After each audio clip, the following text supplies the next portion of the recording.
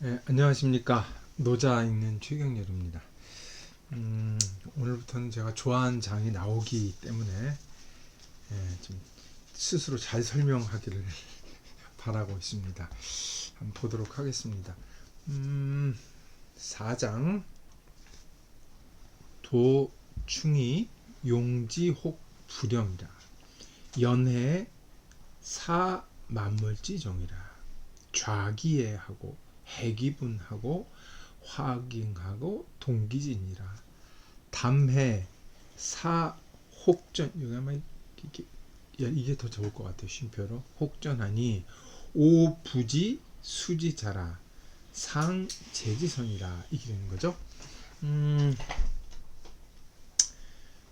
왕필본하고 이제 잠깐 제가 이거 판본부터 좀 말씀을 이제 백서 갑본 몇 가지가 있지만 이제 을본 뭐 보시면 글자 몇 글자 차이를 뭐 이런 것들 빼고는 거의 뭐 유자 백서 을본 갑본 뭐 큰 차이가 없어서 아마 이번에 왕필본만 봐도 왕필본을 중심으로 봐도 큰 문제가 없을 듯 합니다. 뭐 대충 해석은 이런 거죠. 도는 비어서 도는 비었으니 빈 것이라 이것을 도를 아무리 사용한다고 해도 채워지지 않는 것 같다. 말이 좀 이상하죠. 도를 써도 도는 뭐 고갈되지 않는 뭐 그런 의미죠. 그것은 깊은 연못이로다. 그래서 만물의 으뜸인 것 같다. 여기서 중심은 이제 사라는 말에 주목을 하실 필요가 있습니다.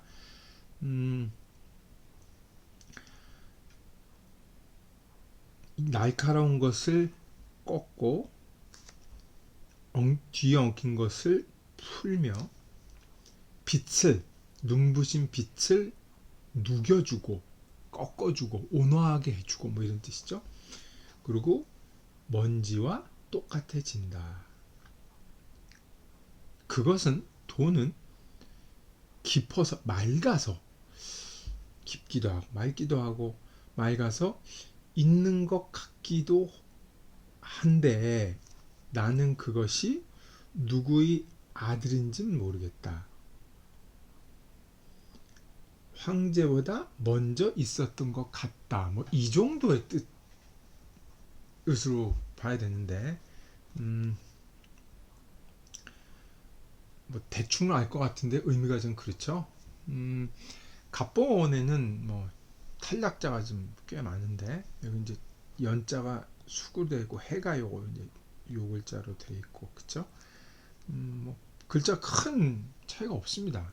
좌자가 좀 다르긴 하지만 여기 이제 제방변이 이제 이 쇠금변으로 되어 있긴 하지만 큰 의미는 없죠. 여기 이제 다른 글자가 비슷하기 때문에 생략된 글자가 동기진이라는 거 알 수가 있고 딴 거 비교해 보면 그래서 X자 같은 게 이제 해석이 가능한 거죠. 일본은 진짜 완전하죠. 거의 완전한데 여기 용지 유 이건 이제 일반적으로 우자로 읽죠. 그쵸? 우자 돈은 비었는데 그걸 써도 또 채워지지 않는다 이렇게 되는 거죠. 이것도 이제 어사 완전하죠. 지금 가짜만 빼고 해자하고 이게 감탄사라는 걸 여기서 알 수가 있죠. 여기 보면 부지 이렇게 됐고 그쵸? 여기 일본에는 사실 저희 하나 빼먹었거든요. 일본에는 기자라 제가 잘못했는데 기자가 들어가서 그것이 누구의 아들인지 모른다. 그래서 이게 의미가 더 명확해졌죠. 기자가 있어야 됩니다. 이렇게 되는 거죠. 하나하나 한번 보도록 하겠습니다. 뭐 말씀드렸다시피 큰 건 차이가 없기 때문에 요거는 이제 일본의 유를 우로 보면 채워지지 않는다는 게 더 강조하는 표현이라서 이 혹보다는 의미가 더 명확해진다고 볼 수가 있죠.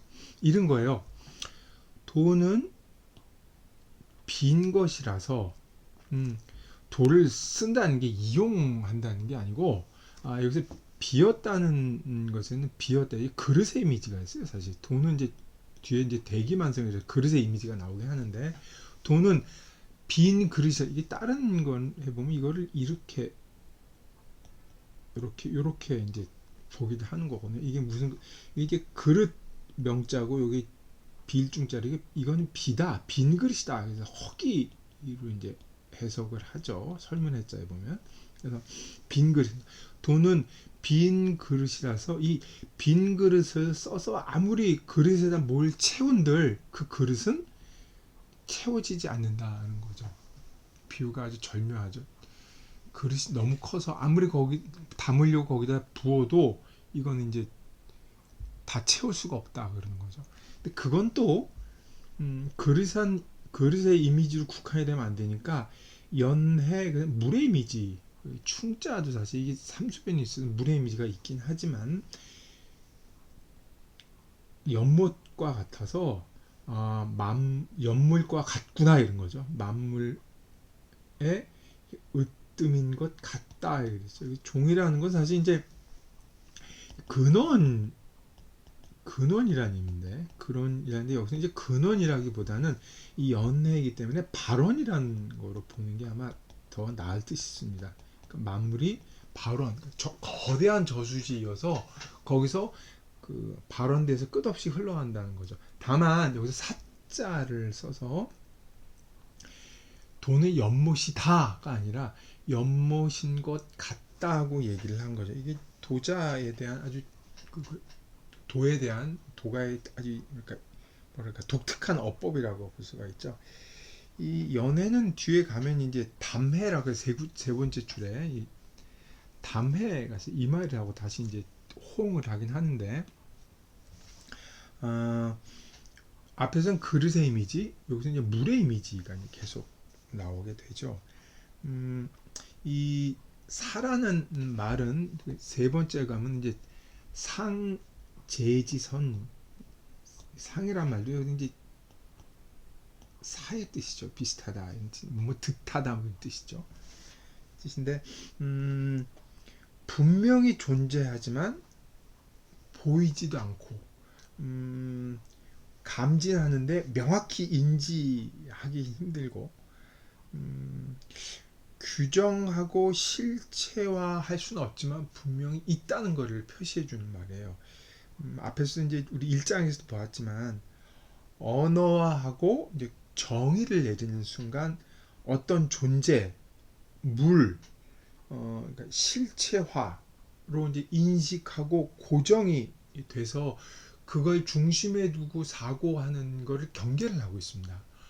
도가 분명히 존재하지만 어쨌든 실체적으로 개념화하고 그걸 중심으로 사고하는 태도에 대해서 뭐랄까 유동성이라는 측면에서 굉장히 경계를 하기 때문에 이 사자라는 말을 많이 쓰는 겁니다. 사자 그래서 중요한 겁니다.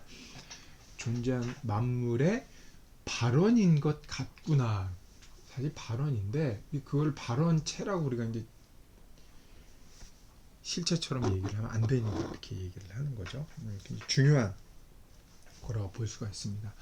여기 첫째 구절인데요. 첫째 구절이 둘째 구절로 넘어가면 이 도가 무엇이다라고 얘기를 했는데 이 4장 전체는 도를 정의 내린다고 볼 수가 있는데 정의가 단순히 실체화시킨 정의가 아니라 기능 쪽에 방점을 두고 있어요. 이게 중요합니다.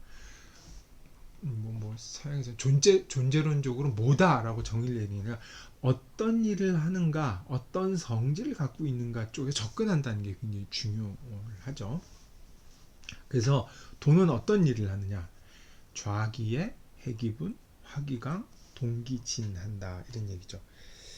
도의 성질은 드러나지 않는 거죠. 그래서 이제 보이는 것 같기도 하다, 뭐 있는 것 같기도 하다 이런 거죠. 드러내지 않는 거예요. 분명히 있지만 사람들은 얘기를 드러내려고 그러죠. 예리하다 그러잖아. 참 지성이 예리해. 얘기를 드러내려고 그러죠. 도의 성질은 그런 걸 꺾어버린다는 거죠. 혼자 튀고 잘나고 이렇지 않는다는 얘기예요.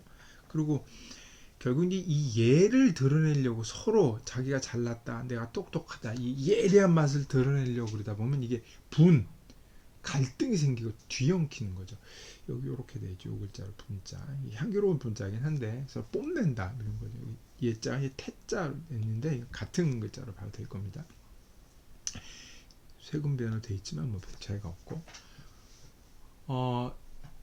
사실 해기분은 얘기를 드러난 것을 서로 이제 잘난다고 얘기를 하면서 갈등이 생기기도 하지만, 자기 혼자 인위적으로 뭘 하다 갈등이 생기기도 한단 말이에요. 근데 그냥 영어로 let it be라고 그러죠. 그냥 놔두면 해결되는 게 있을 수가 있습니다. 이게 참 묘한 건데, 그쵸? 그런 거를 나타내기도 하죠. 그 다음에 화기강 동기진, 화광 동진 이렇게 얘기를 하는 거죠. 이 예자하고 화자하고 호응을 하는 걸 수도 있어요. 혼자 빛나려고 그래요. 눈부시게 빛나는, 자기 존재를 드러내는 그런 거 있죠.